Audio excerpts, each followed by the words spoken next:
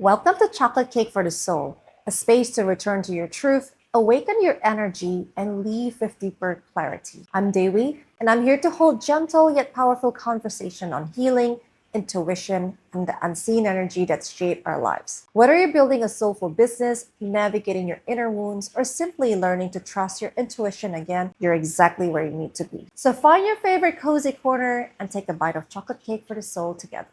So today, I would like to talk about a topic that I think many of you can relate with. It's all about the uncertainties in the world and how it's affecting our business and people financially. As a business owner, I run into challenges as other entrepreneurs do. Business is not always growing, and there are also times when revenue drops or challenges internally, demotivate a team, and worst of all, as the leader, I begin to question myself. What is going on? Why is this happening? What am I doing wrong? Is it my strategy? Is it the products?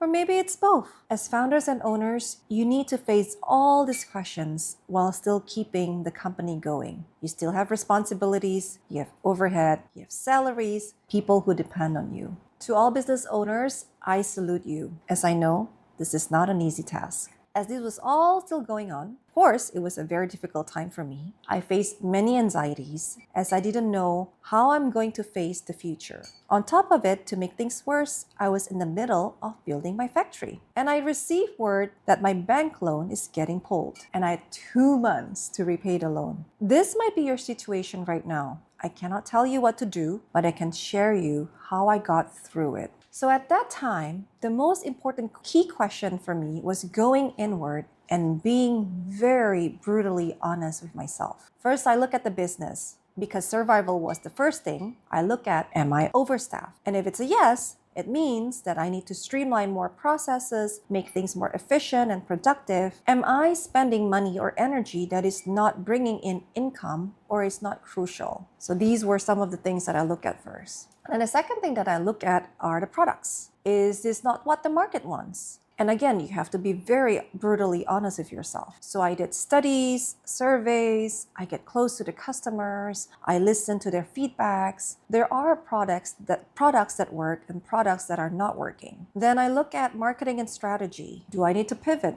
Are the market shifting? Is my positioning clear? Am I targeting the right audience? Is my communication messages getting across? So all these are very technical things that I need to do. These are not very hard, as it was mostly just mechanical and technical. Then the time comes when I need to face the inner questions, and these were way harder. How do I know that I can find a way out for my business? Can it survive? And the more scarier question is, how do I know when to keep persevering versus when to call it quits? Do I still want to keep going? In order for you to overcome a challenge, you need to first be very honest with yourself. So these are some of the internal dialogues that you need to face, that I faced. I searched internally why I started this business and if I'm still in alignment with that. I realized that I've matured a lot since then and there are things that have shifted. But overall, I'm still in agreement to the business. Trust me, even though I'm saying this all in one sentence,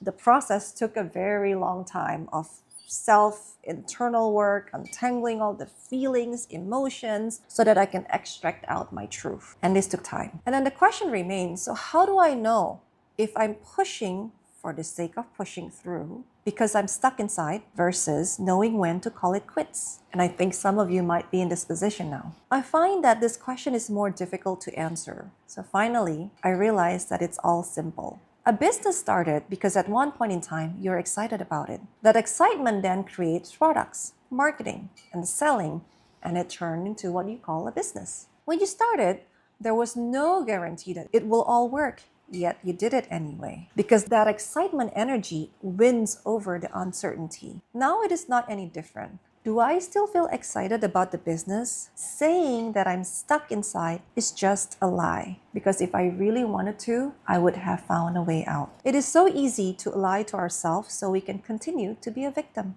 Woe me, I'm stuck inside. Oh, look at me suffering. Boo-hoo, poor me. Self-pity and continuing to be a victim does not get me anywhere. But it took me a long time to get there. And by acknowledging the truth, it does. I stand in power over my decision. The truth is, I chose this. And the truth is, if I wanted to, I do have options. It will not be the option that I wanted to face, but I always have an option. And really, what's the worst case scenario? You lose everything, and then you deal with the shame, you deal with the failure pictures, and that's it, right? So after I process all of that, I'm more certain of my choice. Fear of failure and shame no longer have power over me. For me, how I know I should keep going or not depends on if I still have excitement or not. I see people jumping in and out of businesses. Even some might be in victim mode and say, 1001 things. But the truth is, businesses died because you lost your excitement. Because if you still have it, you would have found a way to make it work.